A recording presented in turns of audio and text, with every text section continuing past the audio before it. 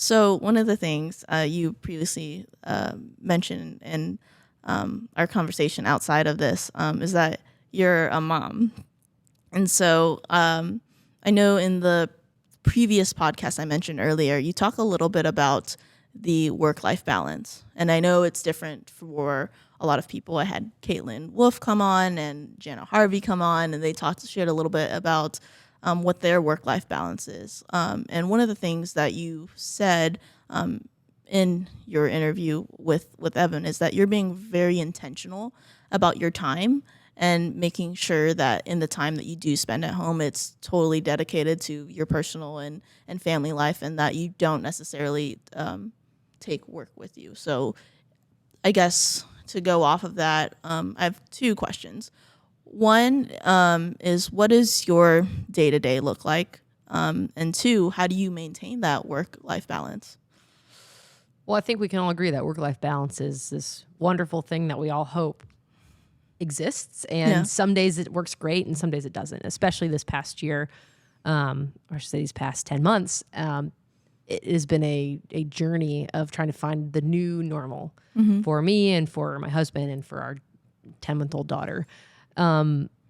So that was not taking work home is still something I try really hard to do. You know, the staff knows this, is I do the announcement sheet that goes out on Sunday morning at 9 a.m., but it gets done on Friday during the school day at some point. You know, I try really hard to make all the things I have to get on the weekend actually happen during the week. You know, if lesson plans, like I don't have a Monday sectional in the morning, I do all my listening in the car and I make my lesson plans on Monday morning and give sectional stuff out on Mondays for the kids at Tuesday, Wednesday, Thursday, and Friday. And I hope that my staff feels comfortable doing that too. I think so. You know, I when I was younger, I don't think I ever felt comfortable not working all the time. And I don't think that's anyone's fault. I just didn't feel like I had the space. I didn't feel like I should stop working. I felt like I should be working. I should want to work. And again, that comes from the Leander culture where we were none of us were married. I think like one of us might have been married, but we were all single or were dating someone in the profession, no kids. Most of us didn't have a house. Like we lived the job. And, you know, when you grow up in that, like as a young teacher, that becomes your new normal. And when everyone started getting married, when people started buying houses, when people started leaving the profession, I think a lot of us, I would hope a lot of us started looking at that a little differently. I know I did. You know, my husband left teaching and he's still working just as much, but in a different capacity. Yeah. And that, you know, the idea of work-life balance and trying to not bring work home, I think is impossible, but is something that it's a learned behavior where that some days it works and some days it doesn't. You know, I think my day-to-day now, I get up really early and I try to work out. Some days it works out and some days it doesn't.